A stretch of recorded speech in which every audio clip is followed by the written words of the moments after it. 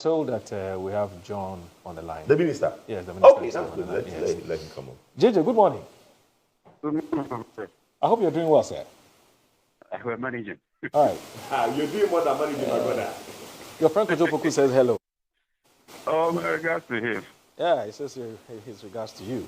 Anyway, so JJ, just a couple of issues. You know you don't have that much time. We're also running out of time, but just a couple of issues. Now, the minority held a news conference yesterday, and they raised quite a number of issues. The first one is that, first of all, you are engaged in,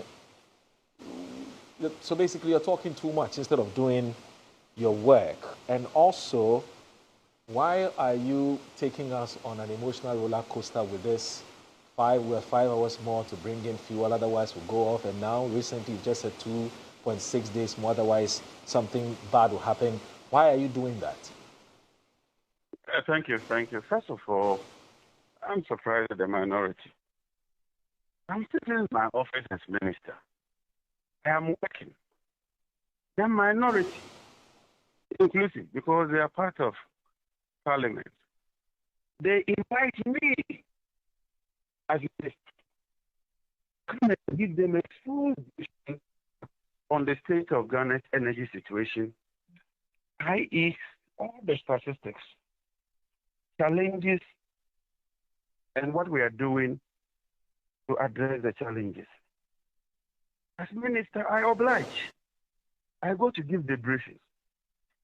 They bring in the press to cover the briefing. The press reports, and the same minority says, why should the minister talk? I did not invite the press. I did not say I want to speak to the press. They invited me. And they put in the press to cover everything. So I provided the statistics. The debt situation, our fuel situation, our generation capacity, and what we are doing to address the challenges we inherited. So in giving them the statistics, I told them that we have 2 days, 6 hours of light crude oil for one of the plants. I didn't say there will be no shedding. I didn't say there's imminent challenge. I even added that we've ordered 450,000 barrels of light crude oil to augment whatever stock we have. Even if we have 1 day, just 1 day of fuel stock, we have fuel replacing that. It's not an issue. But for some reason, some media reported more on the 2 days, 6 hours, and painted it as if there's some crisis looming. As minister, I have to correct that and assure the Republic that, look, yes, it's 2.6 days, but it's not alarming. We have fuel coming in. There's no cause for concern. Don't worry. The situation is improving. Then the same minority goes to hold a press conference and say that the minister is talking too much, and then ask the minister to publish a load shedding timetable. When at the meeting, I gave them the statistics of our generation capacity, I gave them the statistics of our demand, and told them that in order to meet that demand, we've cut all exports to virtually zero. And so we are not shedding load. Tomorrow, if you are not shedding load, how do you publish a load shedding timetable? Yesterday, and Kojo can check from the control room. Yesterday, we had enough generation to meet demand. The day before yesterday, the same. So how do you publish a load shedding timetable when, as we speak, your demand meets, the supply meets your demand? I did admit to them that some plants were due for maintenance last year. For some reason, they were not allowed to do so, but I've given them the permission to do that. So because of that, we don't have a reserve margin. And that's a fact. So if one plant goes off, we run into a temporary challenge, and then we try and bring the plant back. But the plant is not gone off. They are working. How do I publish a load shedding timetable? And then when you respond, they say you are talking too much. This one, I will explain them. I see. Now, John. Hello, can you hear me? I can hear you. Yes. So that 2.6 days buffer that we have left, what have you done since then to make sure that we do not run into any kind of challenge? Them. What you do is that when you have 2.6 days, you then bring in buoy power to run a little bit more. As we speak, the vessel is in, so we're taking more deliveries.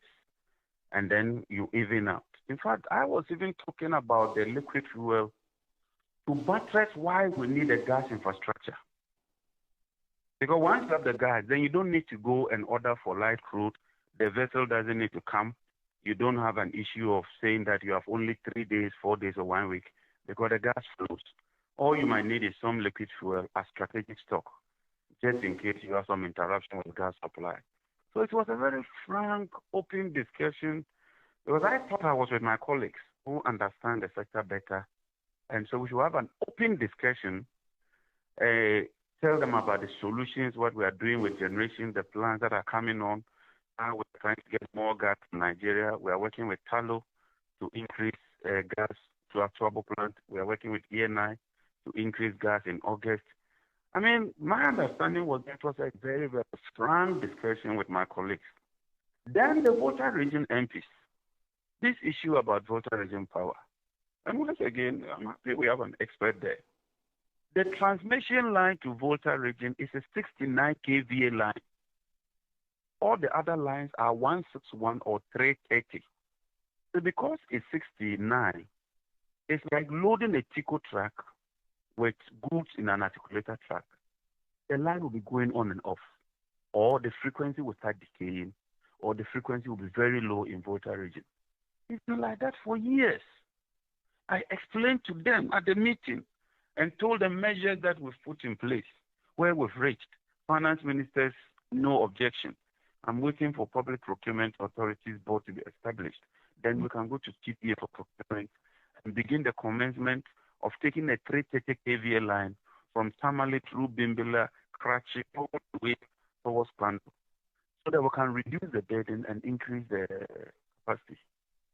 So when I heard those comments again, I don't know whether they were misreported. But these are the facts.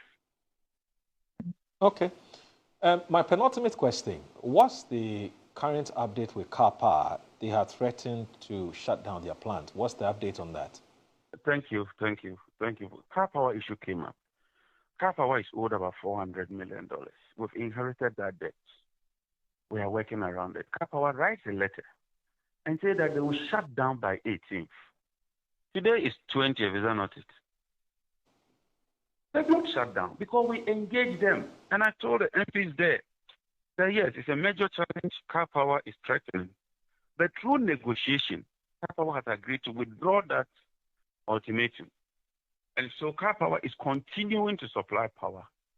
We are even revalidating their claims because I think that we should look at the claims again. But in the interim, we'll get them some payment so that it will hold us together whilst we find a solution. And what else will the minister do apart from what I've done? Yes, there's a debt. IPPs alone are owed $1.79 billion. Power generators are owed $3 billion, and all this in dollars. But we have to solve it because we are a government. And it's not like the minister just complains and says that power wants to shut down. So I've thrown my hands in the air. No. You talk about the problem and you talk about the solution. So that if members or experts like Ojo and Co also have some suggestions, they add it to yours, you take it on board, and you make progress. I think that is how we build a nation. That's good to know. Now, the container gate, simply put, what's the update? Yes, the containers. We wrote to National Security after the initial report. They've supported us.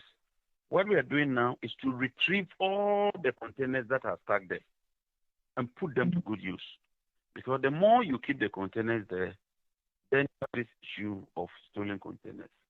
I've also written to the Attorney General, look at the report critically and possibly institute criminal charges and prosecution against those who are found culpable. That project is written to me that he wants the team to do further investigation so that you will have very tight, concrete evidence. So I'm waiting on the Attorney General. But on the other side, retrieving as many containers as we can so that we don't use the taxpayers' money to buy the same products. That is what we're doing with the containers. You quite clearly are suffering from what I'll term as the paradox of keeping Ghanaians updated on what you're doing, which is carrying Ghanaians along. And the paradox is here that you tell us what the state of affairs is and what you're trying to do to solve it, and yet your critics are saying you're talking too much. So how do you intend to navigate your way out of this? Are you going to stop talking or you continue to talk? Maybe I would you know what surprises me? The MPs who invited me. The MPs who brought the press. Tomorrow, until I heard the MPs, was there any discussion? And it's the MPs who brought the media. I did not bring the media. I did not go to the press. I was sitting in the ministry working. So it becomes very difficult to understand the same people who pulls me in, brings the press, they cover it, and then they go and say, why did you speak? Anyway, we've appointed a very good spokesperson. And so I'll leave a lot of the work for the spokesperson. I just thought that this one, the minister himself had to clear the air and assure Ghanaians that there isn't panic, especially when there's information out there that, look, there's going to be panic, doom short looming, there's a challenge. I thought that the minister himself would step forward and clear the air. Okay. I think I've done enough. I'll pull back and concentrate on the work and allow my spokesperson to deal with the rest. But I thank all of you. This comment shaped me, it helps me. But I tell you, I will deal with all these situations. I've seen a similar situation before, and it's early days. I've just done barely 4 months, and if I show you what we've done so far, we continue on trajectory. We'll make progress. Kojo Poku, who is your friend, but also one of your fiercest critics, says that he thinks you're doing quite some good job. Unfortunately, you are not communicating that properly to Ghanaians, and that's why it is quick for people to take you on when you make comments that some people think they can, take out of context. I mean, do you agree with Kojo on that? No, I take that criticism in good faith. This world, you cannot know everything. Okay. You cannot be an oasis of all knowledge. You do your best. Every day you learn. And I'm telling you, I've learned a lot from my interaction with the MPs. I don't want to put it out there, but I've learned a lot. I mean, like I said, I had a strong feeling that I was dealing with my colleagues. So I feel very comfortable speaking to them. But I ask Kojo's criticism in good faith. That's public life. You can't get everything right. You learn and then smoothing the edges. Thank you. Right. Father John, what's the latest? So, how do you plan to deal with the 80 billion cedis energy sector debts that you recently drew attention to? What plans do you have to retire these debts? It's quite a humongous figure.